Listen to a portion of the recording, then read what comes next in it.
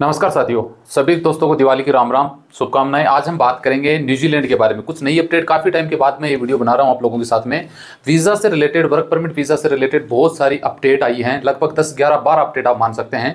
जिसमें सबसे बड़ी अपडेट तो भाई मैं ये मानता हूँ 2024 में 20,000 उन लोगों को वीज़ा मिलेगा जो नॉर्मल पढ़े लिखे हैं, जिनको सीजनल वर्क परमिट वीज़ा बोलते हैं। उसके अलावा कंस्ट्रक्शन भी बहुत सारी जॉब जो न्यूजीलैंड की सरकार उन्होंने कुछ नियम बनाए हैं, तो वो वीज़ा भी यहाँ पे मिलेंगे आपको।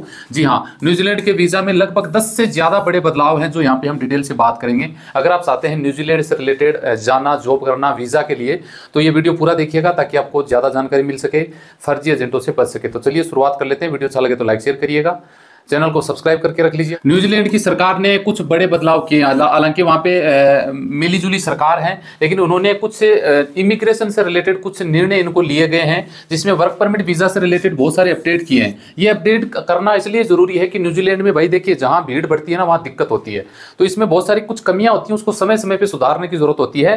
तो सबसे बड़ा सुधार इसमें पता क्या किया? सबसे बड़ा सुधार तो ये किया भाई साहब 2020 में, जी हाँ 2020 में आपको सीजनल वीज़ा वर्क परमिट दिए जाएंगे।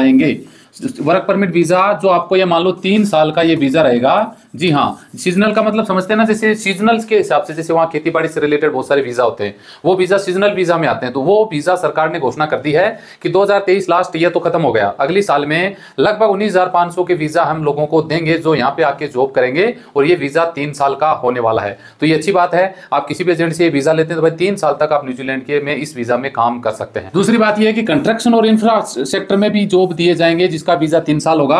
अब सबसे बड़ी बात यह कि भैया जो मजदूरी करने वाले जो जॉब होते हैं ना, जैसे कंस्ट्रक्शन लाइन से रिलेटेड, जो ब्लू कलर के जॉब से रिलेटेड मान लो, ये जॉब आपको मिलेंगे 3 साल के वीजा पे। तो ये बेस्ट अपॉर्चुनिटी है न्यूजीलैंड जाने के लिए। पहले ये अपॉर्चुनिटी नहीं हुआ करती थी, हालांकि लोग जाते थे, ऐसा नहीं है कि, लेकिन पर्टिकुलर उस वीजा में नहीं जाते थे कि जी हमें कंस्ट्रक्शन का या इंफ्रास्ट्रक्चर का वीजा में जाना है। लेकिन अब ये वीजा 2024 से मिलने लग जाएगा, जब बल्कि ये दिसंबर 2023 से स्टार्ट हो जाएगा। तो ये आप लोगों के लिए अच्छी न्यूज है अगर आप न्यूजीलैंड जाना चाहते हैं तो। चौथी बड़ी बात यह है भैया, 90 दिन का जो ट्रेनिंग का समय सीमा होती थी ना, उसको खत्म कर दिया गया है। हालांकि जो सरकार ने नियम बनाए ना, सब अच्छे नियम बनाए, ये नहीं कि कोई कठोरता बना दी या फिर आपको वीजा नहीं मिलेगा, ऐसा कोई सिस्टम नहीं है। ये बहुत बड़ी बात है। ये इस पे थोड़ा सा विस्तार से बात करेंगे। आपको पता है पिछली बार हमने भी एक वीडियो बनाया था कि क्या होता है, न्यूजीलैंड का एक सिस्टम बना रखा है कि न्यूजीलैंड ने लगभग 27,000 जो स्पॉन्सरशिप वाले लोगों को लाइसेंस दे के रखा है, जिसको हम बोलते हैं मान्यता प्राप्त एजेंट है, जो न्यूजीलैंड में बैठते हैं। उनको सरकार ने ये बोला कि भैया आप अपने अपने स्तर से इंडिया से कहीं से भी लोगों को बुलाओ और वहां पे उनको जॉब दो। अब वो लोग क्या करते थे कि जैसे बहुत सारे लोगों को आपने देखा होगा 10-12 लाख रुपए लोग लगा के यहाँ से न्यूजीलैंड पहुंचते हैं। वहां पे जाने के बाद में ये कंडीशन आती है आपके जो अग्रीमेंट में कि 90 दिन तक आपको ट्रेनिंग पीरियड दिया जाएगा। उसको कुछ और भी वर्ड में बोला जाता है। ट्रेनिंग का मतलब ये होता है 90 दिन तक आपको कच्ची नौकरी पे रखा जाएगा, अगर काम पसंद नहीं आया तो वो आपको निकाल सकते हैं। तो ये बड़ी न्यूजीलैंड में एक समस्या सामने आ रही थी, सरकार तक ये बात पहुंची कि वर्करों को यहाँ लाया जाता है, 90 दिन तक काम करवाया जाता है, फिर उनको ये बोल के निकाल दिया जाता है कि आपका काम हमें पसंद नहीं आया, ना ही तो उनको तनख्वाह दी जाती है और उनको आउट कर दिया जाता है, बंदा ना घर का ना घाट का। अब भाई साहब सबसे बड़ी स्ट्रिक्ट नियम ही बना दिया, 90 दिन का मैटर क्लोज। अगर आपके एग्रीमेंट में कहीं पर भी वहां पहुंचने के बाद में आपके एग्रीमेंट में 90 डेज का, 90 डेज का ये लिखा गया है कि प्रवेश period, grace period, training period, फलाना टिमका जो भी है, तो आपका वीजा ही नहीं लगेगा। तो ये उन लोगों के लिए दिक्कत होगी जो आपको बेवकूफ बना के वहां बुलाते, फिर 90 दिन तक आपसे सीजनल वर्क में मान लो बुला लिया, वहां पे बैंकर लोगों की कमी है, उस दौरान आपसे 3 महीने काम करवा लिया, जैसे वो काम खत्म हुआ आपको निकाल दिया, फिर आप दर दर की ठोकरें खाते रहो। तो ये सिस्टम सरकार ने बंद कर दिया है। न्यूजीलैंड जाने वालों के लिए बहुत बड़ी राहत की बात है, क्योंकि वर्करों का बहुत ज्यादा शोषण होता था। समय पे तनख्वाह नहीं देना, अग्रीमेंट के नाम से बेवकूफ बनाया जाना, उनका शोषण करना और उनका वीजा वगैरह में बहुत सारे निकालना वगैरह, इस तरह की समस्याएं आ रही थी। तो इस को देखते हुए भाई साहब न्यूजीलैंड की सरकार ने 90 दिन का जो ग्रेस पीरियड होता है ना, जो ट्रेनिंग पीरियड होता है, प्रवेश पीरियड होता है, वो खत्म कर दिया। तो ये अच्छी न्यूज है आप लोगों के लिए।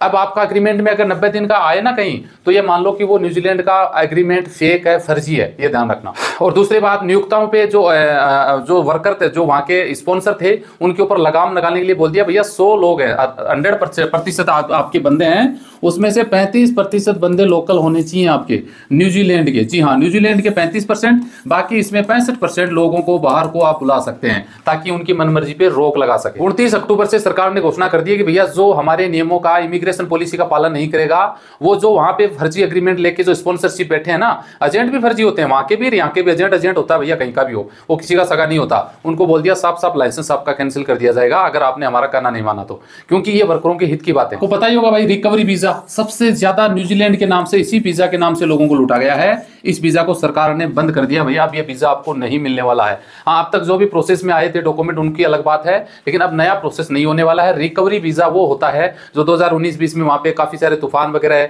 या पेंडेमिक वगैरह प्राकृतिक आपदा आती है तो तुरंत लोगों को बुलाने के लिए, रिकवरी करने के लिए बुलाया जाता है लोगों को इस वीज़ा पे। तो ये वीज़ा अभी बंद कर दिया गया है। एजेंट अगर कोई बोलता है तो भैया झांसे में ना आए और पैसा ना दें, सेफ रहे और सुरक्षित रहे। आगे महत्वपूर्ण टॉपिक पे 6 नंबर पे अगर बात करें तो भाई साहब फर्जी डॉक्यूमेंट लगाना आपके वीज़ा में।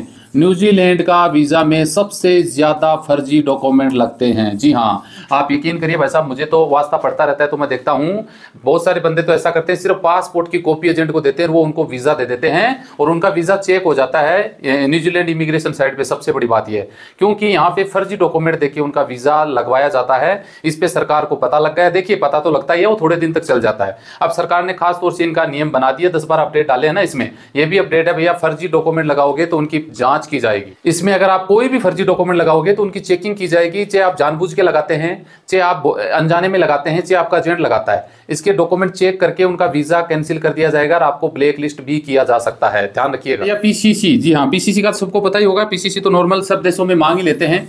पीसीसी बहुत सारे महारथी ऐसे होते हैं भाई साहब, फेक, जी हाँ, फेक डॉक्यूमेंट बना लेते हैं। पुलिस क्लियरेंस सर्टिफिकेट, जिसको फेक डॉक्यूमेंट बना के आप लोगों को चिपका देते हैं और आप लोग उनको डॉक्यूमेंट जमा करके एम्बेसी में वो फर्जी लोग कर देते हैं। सबका सब वो करते हैं। इनके ऊपर भी भैया न्यूजीलैंड सरकार ने साफ बोला कि आप जो पीसीसी हमें दोगे एम्बेसी में, उसकी हम क्लियरेंस यानी क्लियर करेंगे कि वो जेन्युइन है या आपने अपनी मर्जी से कंप्यूटर से एडिट करके हमें डाला है। पुलिस सर्टिफिकेट आपका सबसे महत्वपूर्ण पार्ट रहेगा, इसको वेरीफाई किया जाएगा। जब भी आप डॉक्यूमेंट बनाते हो तो ये डॉक्यूमेंट फर्जी मत लगाना भैया, आपकी जांच की जाएगी। अब आप सोचोगे यार हमारी जांच कैसे की जाएगी भाई?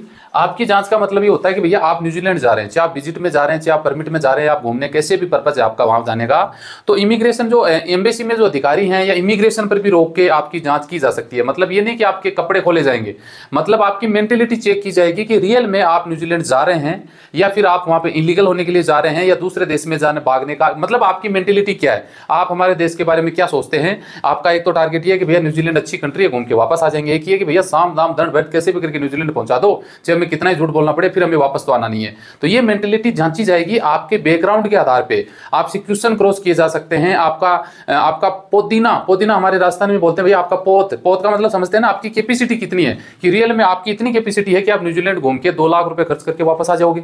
तो ये आपको चेक किया जाएगा आपकी प्रॉपर्टी के आधार पे, सैलरी के आधार पे, आपकी जॉब के आधार पे, आपको इंटरव्यू के आधार पे मेंटेलिटी चेक करना कि ये बंदा सिर्फ आप घूमने जा रहे हो और वापस आ जाओगे। तो ये नहीं है भैया, अब इस पे भी थोड़ी सख्ताई बरतनी शुरू हो जाएगी 2024 से, क्योंकि भैया न्यूजीलैंड के बहुत ज्यादा फर्जी लोगों ने वीजा ले लिया। जो मैंने आपको 10-12 जो बताए हैं, पॉइंट बताए हैं, ये सब करना क्यों पड़ा, इसका कारण क्या है? इसका कारण सीधा सीधा ये है भैया, दो लोग है ना इतने शातिर दिमाग के हो चुके हैं कि कोई सरकार अगर उनको छोड़ देती है तो उनको लगता है यार सरकार तो बेवकूफ है, हम तो बहुत तेज होशियार आदमी है, हम तो कुछ भी कर लेंगे।